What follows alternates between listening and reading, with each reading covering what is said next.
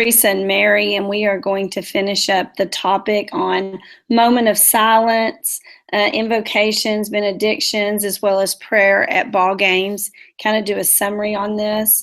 Another topic that I was just came to me was see you at the pole, and I got to thinking about that, and I didn't realize that that was such a global event for all Christian students to participate in, and they do prayer, scriptures, worship, and I guess I was just surprised that that hasn't really been a controversy, or that I'm aware that any controversy in that yet.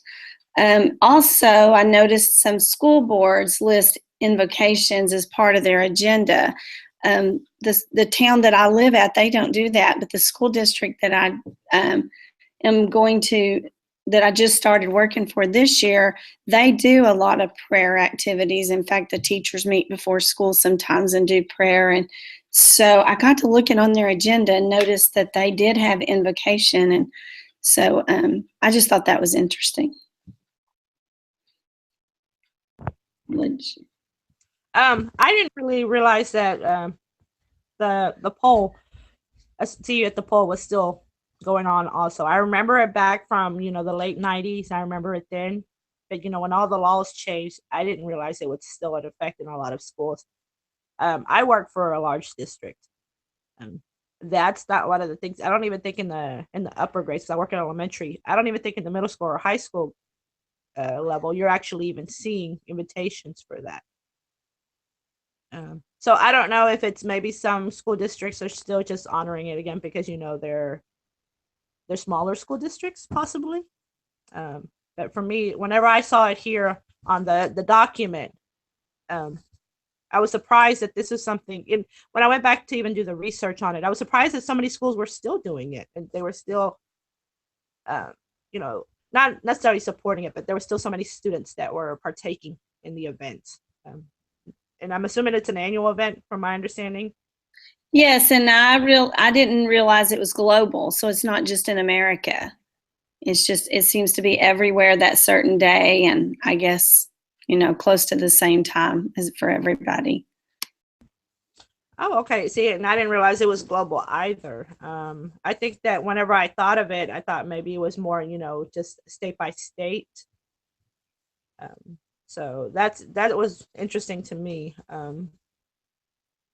But again, I think that, depending on who is looking at it from the outside, perception is always going to be where the beholder, I guess. Some individuals may think, oh, well, this is a school-sponsored event because it's being held on school grounds, even though,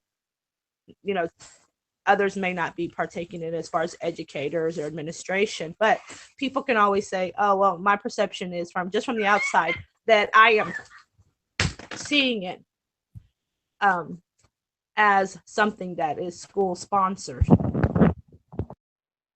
You're right. I think people just assume everything's school sponsored when it's at the school. And I kind of thought the same thing until I took this class. Right. Especially like I guess if I see it, from a parent's perspective, you see this, you may see flyers that are being handed out by students.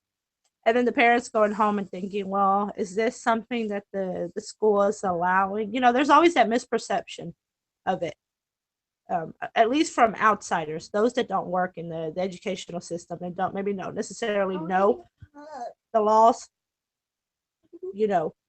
That may be something that, I think that's why a lot of controversy comes up with it. And what did you research about the school boards with the invocation?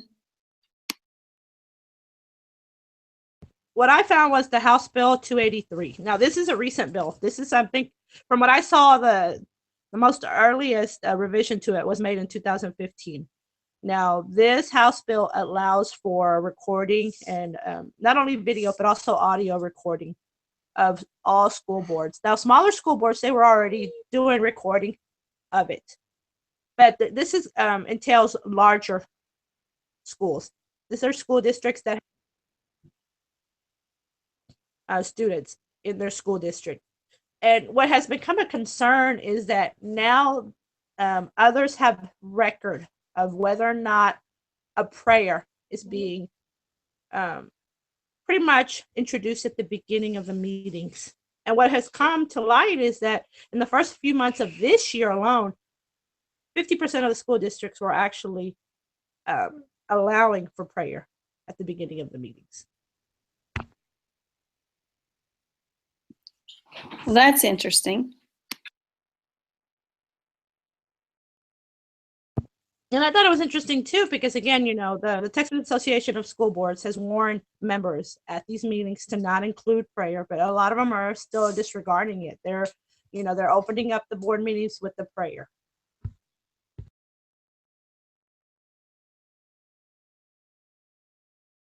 Yeah, I saw that too. The local school, like I said, has never done that. And so, but it's a very, very small school, just a pre-K through 6. So I was kind of surprised that they didn't do it more. And the school district that I'm at now is a 4A, and they're having prayer. And I'm thinking, wow, because our little bitty school didn't.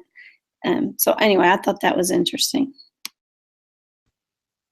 Again, it is interesting. And, now that these records are being out there, I think more people have a way of, even bringing it to to the superintendent's office and saying, hey, this is going on.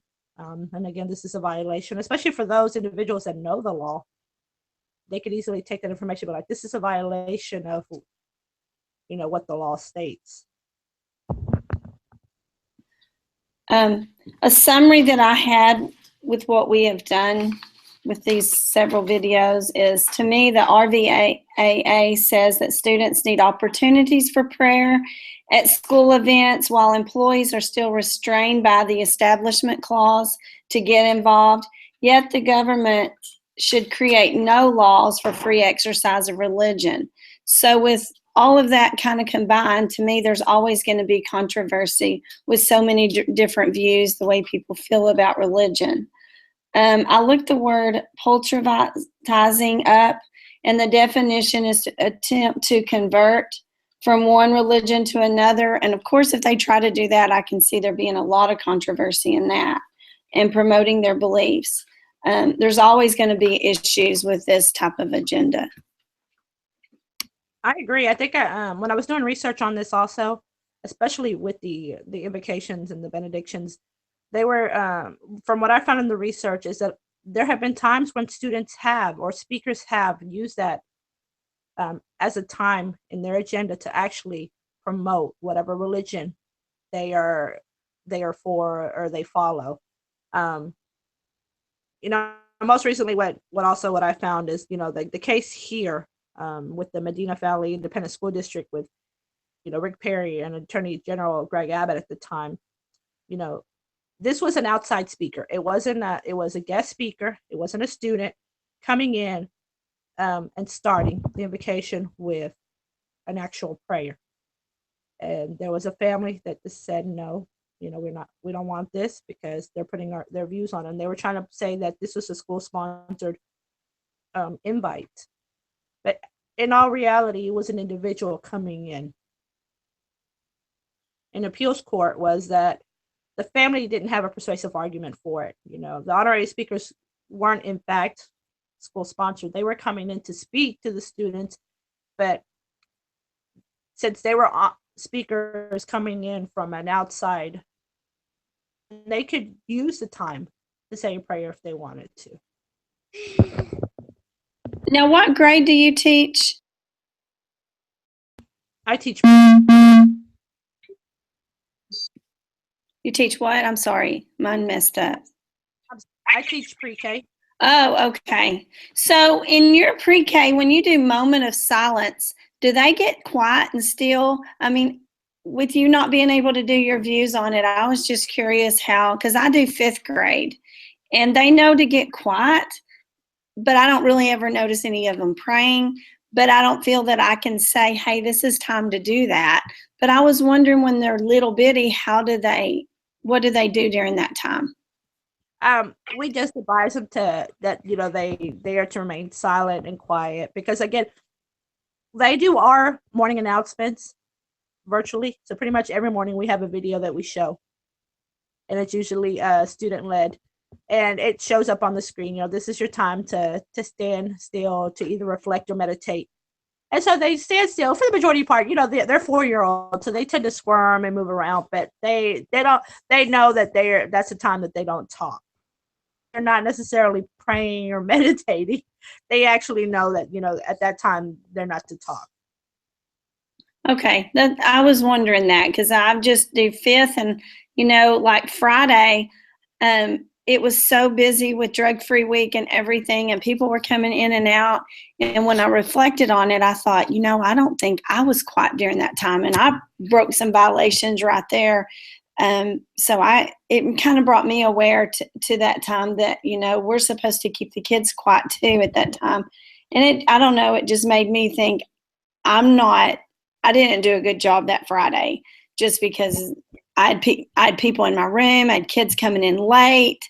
It's just sometimes it's crazy and first things in the morning to really acknowledge that moment of silence and respecting, I guess, all the students in that. But I don't think that they're really taught from the beginning that it's a prayer, because I don't think we as teachers can do that. And so I don't know. I just have a lot of thoughts on that, I guess. Yeah, and as teachers, we can't say, oh, hey, you could take this time to pray, because we don't know if they do pray at home. We don't know if this is something that they've learned with their family values. So I can't really say, oh, go ahead and take this time to pray, because they may start asking me, well, what's prayer? And I don't want to, start going into that whenever, we can't. Right. I know. I think this is a very hard topic just because of, everybody's being so different. And a larger school district, I think you do have to be a lot more careful than a smaller school.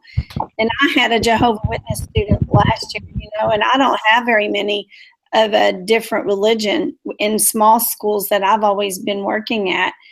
But that grandmother, he lived with his grandmother, she actually thanked me a lot, because with holiday things, I would just show her my curriculum and show her what we were doing. And she usually didn't want him to do it, but she didn't keep him away from the other students. She helped me bring in something that would help and show respect for their religion. So, but I think communication is key, to work with some that that their views are so different than yours, but yet you want to respect their views. I agree. I work in Killeen, and so we have Fort Hood right here, and we have people from all over because of the military service. So we deal with we have to be very culturally aware that not everybody is going to be of a particular religion. So we have to make sure that whenever that comes up, that we treat it with again, with neutrality, but we also have to make sure that we are sensitive to the child, because the child doesn't know any better. Okay, I think we have pretty well summed up our topic, and I think we're done. Okay. You got anything else to add?